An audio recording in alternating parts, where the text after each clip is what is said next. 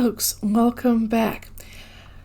I'm curious to see the possible shape of Crackhead Olympics 2.0. I called it that in an earlier video. If you were there for the moment, then you know perfectly well how batshit insane crazy it was. I'm going to be pulling a grand tableau from the 7th sphere Lenormand, and I'm going to shuffle until Spirit asks me to stop. Okay, that could be a little bit, that could be a while.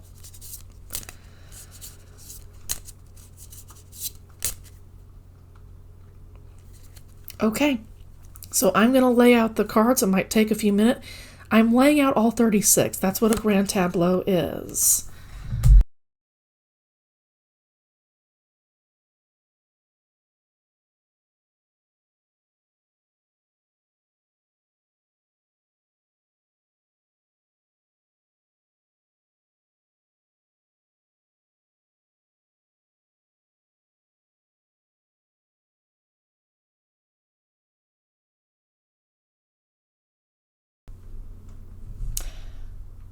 Okay, I've laid out all my cards. I'm going to take a picture and I'll be right back. So, right away, what I can see with the heart of the matter are the four middle cards. I've got Moon, I've got Animus, which is man, and I've got Whip, and I've got Book. Right away, there's going to be conflict about secrets coming out, and it's going to be centered around Salah, it's going to be centered around Natter, it's going to be, or I should say, Koki, right? It's going to be centered around the men that she's tried to scam. And there are things that have gone on that people don't clearly see. There's a shadow aspect here with the Moon. This is stuff that has been done under the cover of night. This is stuff that she's not discussed. Obviously, if that book is about revealing secrets, okay? I do see a lot of drama, birds, once again. You know, Rose Thorne pointed out how that reminded her of Twitter, and now I can't get that out of my mind, okay? So definitely chat is going to be chatting things up, and things are going to be really messy. Chat is going to be a part of this, and I saw that when I read for Chantal eons ago. I don't even remember what date it was, but I saw that chat was going to play a role in how this moved forward. I see this being an incredibly isolating event for her, and she's already an isolated person, but she's really not going to have anyone to really talk to about this because it's going to be such an explosive discussion that she's going to be isolated even from her so-called beezers, okay? So so that was the heart of the matter and the diagonal that went through the heart of the matter, which points to some future influences, okay? I've also got her cards of fate. Those are the four cards on the most bottom row. I've got ring, tree, coffin, and ship. With the ring, this is a cycle that she cannot get out of. With the stork, that's a different kind of cycle. The migration patterns change a little bit every single year. That is not the case here with the cycle. It's doing the same thing over and over again, and that's something that she's already done in the past. What's been different slightly is that she's been secretive about it because she's wanted to be that way. And again, with that diagonal that talks about past influences. Committed, she wanted to be committed to secrets, and they were sexual stuff that she really, really doesn't want to get out there. I feel like there's the possibility that she did sexual things that she is not proud of, and I'll get into that later with a discussion of her astrological birth chart, okay? Her Mars appears in Pluto, which is about the taboo, about getting off on super taboo things that other people will be like, oh my God, what is wrong with you, chick? She's in this particular diagonal that points to her being really, really afraid of those sexual secrets getting out there because they're humiliating for her. So committed to this, and I see this cycle just continuing to grow and quite possibly blow up in her face, most likely blowing up in her face. These are things that she wanted to keep buried. But as long as this journey is going on, I'm holding these cards up, this is not something that she's ever going to be able to completely hide from the public. She lives too much of a public life. If she had spent this part of her life behind closed doors, never gotten online, had never been an attention seeker, this would have been playing out completely different, okay? But this is a past influence that lets us know where she's headed into the future. The future is going to be salacious with this Crackhead Olympics 2.0 that I see coming up in the future. So I'm looking at, there's a whole lot of information. Honestly, I can read a grand tableau for a number of hours. There's something drawing my attention here with the child, lily, anchor, and tower ship column. This is naivete with child. She's messing around with sexual stuff that she doesn't think very deeply about. And this is not someone who thinks that deeply to begin with, even though that was her true node. If you look at her birth chart, she was supposed to have been someone who got into her intellect. That was her true path. She has never done that. She's not interested in doing that. A surface level thinker. But she's kind of the person, she is the kind of person to stumble into sexual situations which she cannot fathom how deep, how twisted, how ugly things can really, really get. And it's something that keeps her separate from others. She can't talk about this because it's so taboo. There's stuff that went on with Natter that may or may not come to the surface, because I do feel like that she's going to just be putting everybody on blast. This is like the bright star finally burning out and becoming a black hole, if you will. She's going to be alienating everybody, I suspect, in the future when Crackhead Olympics really gets into the swing of things. So, let's talk about the past going on into the future. This is a left to right reading of the columns, if you will. So I've got clouds, crossroad, cross, and key. We've talked before how she was going to unlock what had happened behind closed doors and start just talking and talking and talking and talking, and that this is going to make things crazy with her beezers, with people on social media, with the reactors, all the people that she hates and loves and despises and everything in between. It's going to be pretty darn explosive. And I'm not the only one who says this, okay?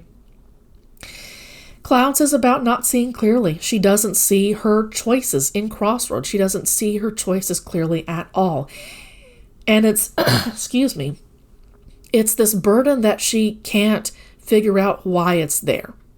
She just knows that it's there, but she doesn't do anything about it. And yet, that burden, when she's ready to fling it off, that's the point when she starts chattering with that key card. Unlocks the house. Here's what was going on behind closed doors. You're ready to just bap, bap, bap, bap, bap, bap. Okay? So at the point that Crackhead Olympics genuinely starts off is when she's just... The point that it starts is when she just says, fuck it, I'm done. Right now, as of this filming on December 28th, Shitgate anniversary. Happy Shitgate if you celebrate it. She hasn't gotten to the point where she's ready to just fling everything off.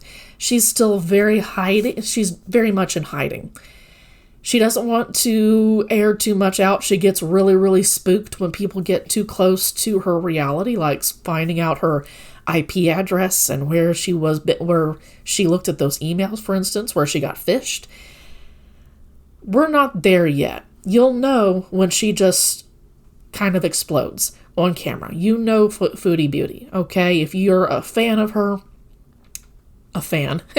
if you enjoy watching her, enjoy watching trash TV, if you will, then you're going to know when she blows up, finally at last, okay?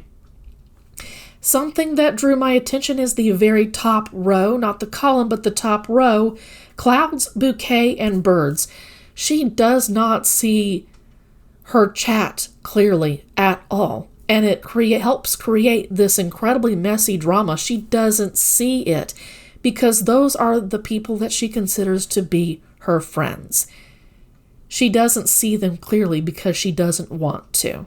If she were to bust the myth for herself, bust this miasma of, they love me, they like me, they're here for me, I have nobody else to talk to, then it would be shattering for her. It would be a shattering of the reality that she's simply not ready to take on.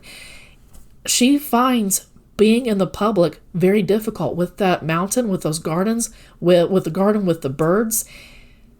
It sucks for her to continually go through this messy drama. On the one hand, she does appreciate that it brings her cash. But on the other hand, this is something that she cannot divorce herself from. Fundamentally, she's an attention seeker. There with that garden, she enjoys it with child, with anima, and with mice. Ultimately, this is a destructive pattern, and I should point out that mice ends that particular top row, and that's going to be towards the end of Crackhead Olympics. Literally, because she is a child, in her mind, emotionally, spiritually, she's a child, an adult child, she's going to destroy herself. You can literally read these like a sentence if you really want to, okay? Excuse me with my whistling throat. So I read the top row, I read the first column. Let's get into the second column. I've got bouquet and heart. Right away, deep affection for the attention that her circle of beezers gives her. Deeply loyal to that because she feels like she can dominate them. She feels like she can dominate with Bear. She feels like she can dominate the conversation. She feels like when she is friends with these people who don't know her very well, with that bouquet, this is a circle of acquaintances who don't know her that well. And she likes it that way because then she can influence the conversation in a way that she feels like, I'm in charge. I'm on top. I'm the boss babe, if you will. And it's going to be that way with Crackhead Olympics. She's going to be telling a story. Crackhead Olympics 2.0 is what I should say. She's going to be telling a story. And it's going to be a story that she wants her beezers to know about. And keep in mind, we just read about some sexual stuff that she does not want out there, that she hasn't put out there because it's too humiliating for her to really think about for too long, let alone talk about. She can't heal from that necessarily. This is not someone who heals herself, so I don't expect her to heal herself from that. Let me go plug in my computer. Sorry. Almost there. The third row. So here she is influencing the message. She blows up first and foremost, okay? And then she starts influencing the message with her beezers. But the people who are onto her bullshit will know. There's a whole lot more to the story, and they are 100% correct. The next row that runs into her cards of fate on that bottommost row is birds, rider, clover, stork, and ring. Now, earlier I talked about how the stork is about one kind of cycle, migration patterns, but things are a little bit different each and every time. This is continually going through the same cycles without thinking. Pure instinct, the same thing over and over again, because she's not someone who likes change. As impulsive as she is, as quickly as she'll go running across the world to allegedly marry somebody that she knew for 2-3 weeks, this is not someone who changes easily at all, who gets really upset at change like you would expect an adult child to be. Child and anima, remember that. She's ultimately a kid in her mind. She processes things on a childlike level, or a childish level, rather. So, with the third column, birds and rider, that's about the reactors, the social media sphere, getting a hold of what's going on and spreading the news like crazy. There's quite a bit of risk and reward here for Chantal with that clover, right? Think of the gambling kind of thing.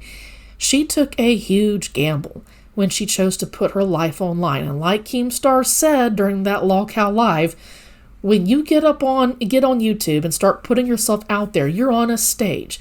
The audience may throw tomatoes at you, they may praise you and love you. But if you don't like what's happening, get the fuck off the stage. That hasn't sunk in for her, and I do see quite a bit of conflict with that whip right next to Clover. I see a lot of conflict coming about as a result of this. Once the reactors get a hold of this, that's when both the risks and the rewards start to come in. I do sense that she's going to be able to earn some degree of money from this, but perhaps not nearly as much as she was making during Crackhead Olympics 1.0. Okay? Again, we talked about a stork ring cycle. Nothing's going to change. Once the reactors really get a hold of this and start talking, and once Twitter and other social media platforms really start cooking on what's going on, she's going to keep doing the same thing over again. So don't expect any surprises from Chantal. Okay? She's just going to be doing the same things over and over again. This is a predictable person, in spite of how impulsive she claims to be. Next column is mountain, moon, whip, star, and tree.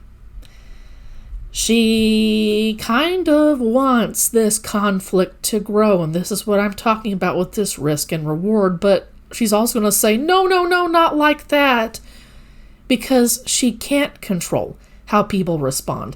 She has these beezers, this echo chamber, because she feels like she can influence them. Here with this bear on the second column, she feels like she can control that, and that's where she's happiest, in an environment where she can control it. She can't do that with the reactors, and it's going to be really difficult for her to mind melt, if you will, her mind. Like, I'm seeing like her shaking and crying like she did when she realized that FFG got BBJ. Okay?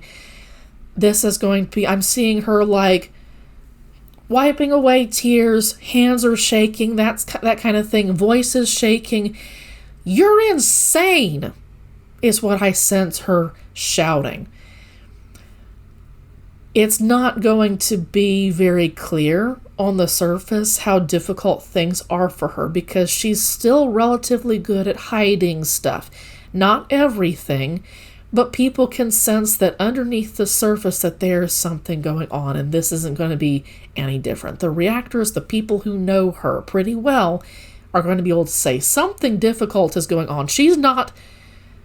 This is like a blowout. They're going to be able to say this is a blowout event for her, but they're not going to see everything. She's going to be crying and shaking, much more to family, for instance, and they're going to brush her off. They're going to be like, I'm tired of this. Go away. You handle this. You started this. If you don't like it, get the fuck offline. She can't. She's addicted to this. With that star, with the tree, with the whip on the fourth column, this is what she dreams of, but she doesn't like it at the same time. She dreams of being whipped. She doesn't like it at the same time. This is an anomalous, batshit insane person. Let's get on to the fifth row. Again, going from left to right. Now we're wandering more into the future. Start from the past, head on into the future. Garden, animus, and book. A public figure who's already on YouTube. I'm getting Koki. Koki is going to start to reveal secrets. Remember how I said that she was going to be attempting to burn everybody within her radius? That includes some beezers even. Burn everybody, burn it down to the ground, what you would expect of an Aries, okay? And we'll get into her Aries nature in just a bit. Public figure, revealing secrets. I've also got Snake just underneath those secrets. Very deep deceptions that even Koki didn't think he was going to reveal, but Chantal, at this point, I feel is going to be in just a burn it all down kind of mood. And that she's even going to be burning parts of her relationship with Koki that she hadn't before. There was still some reservation there with Crackhead Olympics 1.0. That may not be the case in 2.0. Let me just say, everything in this reading is allegedly for entertainment purposes only. If she chooses to make a choice for her better and higher good, this reading becomes obsolete, and we would have to do another reading. But like we were saying earlier, this is not someone who changes. As impulsive as she is, she doesn't make changes. Whatever Koki or Salah too, kind of a public figure, but doesn't upload as frequently, isn't as on YouTube as, or social media, as much as Koki is, okay? Koki or Salah, the men in her life, the romantic partners that are in her life, are going to reveal stuff that she had deeply, deeply buried, that she didn't think that they were going to reveal, and that's only going to throw fuel onto her fire, her Aries fire, and it's going to contribute more to her burn everything down to the ground. And I kind of got that feeling with Crackhead Olympics 2.0 when I read, back in May of this year, about to be 2025, it'll be last year. But May 2024, I saw, and I kind of got the feeling of this was going to be a massive conflagration. Like this was going to be an all-ensemble cast. People that normally wouldn't be as involved are suddenly all in. With that Clover card, all in. Push all your chips in. It's batshit insane. It's a full-blown burning of Atlanta kind of event, okay? Allegedly. So when Koki starts to reveal stuff, then we get onto the 6th column. Something about Chantal's sexual secrets that have been around forever, that have isolated her from normies, if you will, are going to be revealed. And these are things that she's done for forever. With Ship, that indicates to me forever, especially with Anchor. These are pretty damn permanent habits, sexual habits, that she has carried from relationship and relationship. And I'm getting BB. He said no to the stuff that she wasn't into. And I wonder if that isn't why she possibly cheated on him, not just with Pete's, but with others, because they gave into her sexual fetishes in a way that normies couldn't or wouldn't, right? They were repulsed by whatever it is that's going to be revealed here. Salacious to say the very fucking least right here. This is stuff that Koki knew and didn't mind indulging because he got money from it. He said to himself, I'm going to keep this behind closed doors because I can blackmail money from this particular situation. I can buy her silence. And she's utterly naive to how deeply Koki thinks about this particular situation. Okay, I'm doing a 9-card portrait spread with Lily, the sexual stuff, at the center of this. She is not a deep thinker, even though her true node is in Gemini. I'll get into her astrological birth chart, okay? But her true node is in Gemini. She was meant to work hard on becoming an intellectual, to think about what it is that she did, and not just blitz through life super speedy, okay? She is an Aries through and through. This is not someone who spends much time thinking at all. This is someone who is obsessive, compulsive, and thoroughly obsessed with themselves. Needs attention. I've said that before, a complete attention seeker. The secrets that she's kept, well, obviously, it's been for money. She's been able to keep things hidden because she spent on it.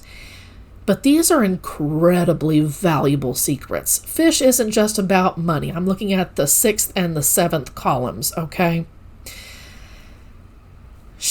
When this stuff gets revealed, it's going to burn her in a way that she's never really felt burnt before, because she felt like this stuff was going to be kept secret. Koki's going to feel burnt, and he's going to turn around and bite her. We've got the snake kind of just underneath him, underneath his secrets, okay? This is someone who doesn't mind using what other people have entrusted to him as a weapon for a later date. And she fundamentally can't think that deeply. She's kind of like a firecracker. Burst and then it's done. She's not one of those great big deep fireworks that, hey, you light it and then like seconds later, then things go off. Kind of like the way that I kind of expect Koki to sort of be. He's a slow burning thinker. He's someone genuinely to be afraid of. And with that naivete there right next to Chantal, she never stood a chance against someone like him. And I wonder if that isn't part of the attraction too, is that she doesn't understand how he works. He's so mysterious to her, and she confuses mysterious with, oh, tall, dark, handsome stranger, that kind of thing, okay? Seventh column. I've got anima, I've got house, I've got fish, and I've got letter. There's a message that's going to come out that's deeply, deeply valuable to her, and it's going to start to close things out. This is the final flare-up of the conflagration. Just when you thought it couldn't get any crazier with all these sexual deviations being revealed, things get worse. There's a series of messages, something like right here, letter. In the past, I've said it was a contract that she didn't understand that she signed in another language, for instance, but something's been recorded that is deeply personal for her. Well past the sexual stuff, this is humiliating on an altogether different level. That's going to come out. It's valuable to her because she doesn't want it revealed with that house. These are things that she's got the blinds, the shutters closed, because if you look inside, so much of who she is starts to make sense, and her perception of herself starts to fall apart. Because now, with that bear, she's not in control anymore. She's not the dominant figure anymore. The eighth and final row is the destruction, the end of things. She's going to be forced to fend for herself with that fox, but it's going to be the end. Destruction. She will have burned herself out. The conflagration has nothing else to burn, so it's over. All she has are ashes. She's going to be forced to fend for herself. Pete's will not be in a position to take care of her anymore, and I don't know that her family will. And there we've got Scythe. Things are going to end. The sun will rise. It's a new day. I'm not, perhaps not a physical death with that scythe, but you can start to see how she's fading, perhaps, by that particular end. It feels like this conflagration will have burned herself out almost to a physical level. Like her body won't be able to handle the amount of stress. There are people who've already suspected that she's had mini strokes. And this is going to be just on a different level, even for her. And I wonder if we're not going to start to see the signs of her physically fading away from this particular lifetime. And it'll be over. It'll be time for her to move on back to source, to one day start a new lifetime. Possibly. This is also about exposure. Things end. Or, okay, take this with grains of salt. This may not happen this way. If she passes away while she's still a public figure, not like this ends, she fades away from the spotlight, and then we hear that she passed away. I wonder if between recorded videos we won't get a message about Chantal having passed. I have no idea. Allegedly for entertainment purposes only. All I know is that this is a very destructive ending for her. At the very least, I've said before that people will not have interest in her channel anymore because they'll be like, that was it. That was the series finale right there. Time to move on. Pack it up, folks. It's going to be over. People are going to say, okay, how are you going to top that ever again? Right? She won't even, this isn't something that she deliberately planned. I'm trying to make sense of this here. There's no way in hell that she has any of the creativity to make anything this amazing, plan out anything this amazing ever again. This is going to be an all ensemble cast, social media involved, reactors involved, Beezers, she involved, romantic partners, family, friends, everyone's going to be involved to some degree or another. It's going, again, black hole, pulling people in. And you won't be able to look away until it's done. And then when it's done, you're going to feel it. And you'll want to move on. It'll be a new day. At the very least, the end of Foodie Duty, as my dad said. Have you been watching that Canadian Foodie Duty? Yes, Dad, I have been. At the very, very least, it's going like people aren't going to be interested anymore. There's nothing else that she can do. And with the mice card, that's about disease too, not just about the slow destruction of something, right? I've said before that mice don't eat an elephant all at once. They take time to do that.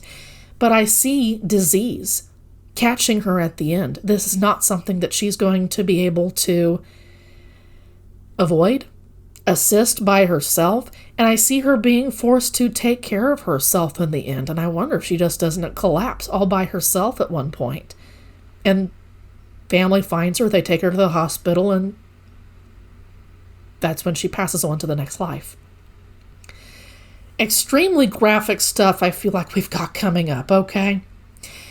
I've already read the first row. I want to take a look at the second row, okay? This is more information. Again, you can read these like sentences. Crossroads, choice, love, news. She will make a choice where she chooses to become the hear ye, here it is what happened to me in my love relationships with Salah, with Koki, for instance. She's going to be the start of her own goddamn downfall. She's going to be trumpeting all of this shit. And then Koki's going to, or Salah's going to, both of them possibly, are going to come along and say, oh yeah? You want to play that game? With Moon right there, there's going to be stuff coming out of the darkness, if you will, coming out of nowhere. If she wants to play that game, they're going to play along. They're going to burn things down right along with her, okay? And I've already discussed how Animus, Lily, and House play into all of this, okay? These are men who have gone along with her sexual fetishes. I feel like Koki's the only one who really did that. I don't feel like Salah really had sex with her at all. I don't believe that he did. I'm not getting that feeling like they got around to it, but I don't feel like he ever took his thing out. Okay? Ugh. It's going to reveal how utterly selfish she was when she was exploring her sexual stuff. It's not just how she humiliated herself, it's how she was utterly self-serving throughout all of her sexual adventures and misadventures, okay? Fucked up, graphic shit all the way around. I kind of can't wait to see how this plays out. But on the other hand, I'm feeling a whole lot of spiritual manure around this, and I'm kind of like, I don't want to touch this too much. I definitely feel like I'll speak for myself, I'm going to have to look at it and then take a breath with something way lighter once things really, really start to come out. Third row, we've got Cross, Dog, and Clover. She chases that risk. It gives her that, ooh, this is exciting, that impulsive kind of feeling. But at the same time, it weighs her down because it doesn't always feel good. There is a part of her that wants to feel like there's a foundation, a stable foundation underneath her. But that impulsive part of her is too strong, and it leads her into all kinds of shitty fucking things that she feels like she's forced to keep secret, to keep hidden. Because if people knew, they would be all ew on a whole nother light and whole another level. And I come back to that evil aspect of her. Just especially over the past 5 or 6 weeks, even before she got onto LOLCal Live, how she would try to kick up dust with reactors hey, call FFG's mom out of kind of nowhere. Here's FFG's mom. Look at the worm food, if you will. I don't know exactly what was said. She deleted it too fast. She loves this. And then when it happens, it's kind of oh, I don't actually like it that much, but also it feels so good. This is someone who, I'm getting the whole whipping oneself. She likes the pain, but doesn't like it at the same time. This is something that she's carried around with herself since forever. I'm going to say since she was a kid. There was something about being punished where it was like, I'm finally getting attention from mommy or grandma or auntie or something like that has continued to balloon into her, a more advanced age, if you will. She can't get away from this feeling because being punished feels good. And that's something that she doesn't want people to know. And that's also part of the heart of the matter here is conflict. Punishment feels good. That's when she feels alive. That's when she feels love, like attention's being given to her. It's incredibly sad if you want to come at it from that particular angle. If you're a higher quality person, I would say that it's very sad. What a fucked up way to live.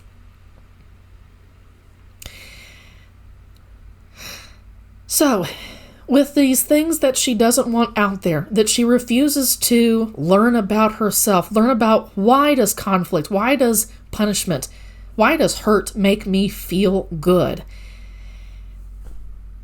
She gets a lot of benefit from it. But even that's going to end. With the fish, that's reward. That's something that she considers to be of very high value. And she doesn't want to let it go because that's all that she has. Another sad thing. But even here, with the scythe, even that has to end. Okay? Last row, we've got key, we've got bear, and we've got stork. So I do feel like we were saying earlier, that once she starts talking, it's just going to be talka, because she wants to get ahead of the story. We're there with that bear. This is the same way that she's been the whole time. She does the same thing over and over again and expects different results. The definition of insanity, right? She really, really wants to keep it this way, but there's where the snake comes out of the ether. Kind of fueled by both Koki and Salah, right? There's where the snake comes around to bite the stork in the ass, to steal the eggs from the stork's nest. Things start to fall apart.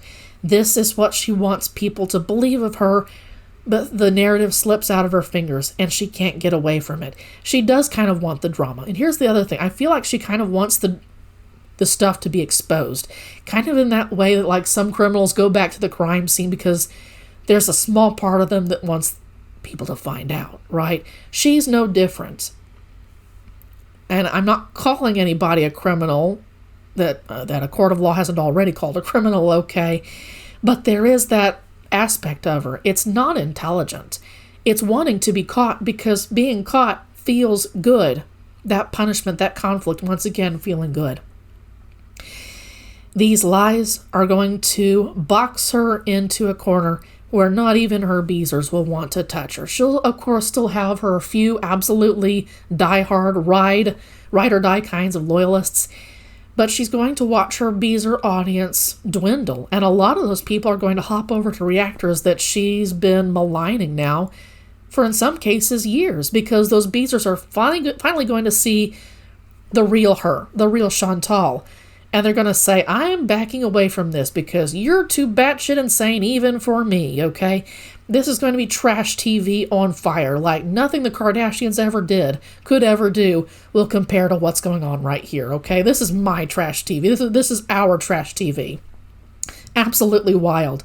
It's going to isolate her, especially with whatever has been recorded. Whatever's been recorded is going to come to light. She's going to be backed into a corner. This is karma, finally and at last, coming to call. It's going to be inescapable. It's given her multiple chances to turn things around because I don't feel like her family set her up. Her family set her up for failure, not for success. And repeatedly, she's chosen to not turn things around for herself. She's chosen not to be different. So Spirit is asking me to stop it right here. If you have questions about certain parts of this particular spread, I've put the picture up a couple of different times in this video. Please come talk to me. I'd love to explain things further. This is normally a type of spread that I take a few hours to digest, and we don't have that kind of time, okay? But I would love to talk over any part of this reading with you. If you got to this point, thank you so much for watching, and I hope you have a great rest of your day. Happy Shitgate to you!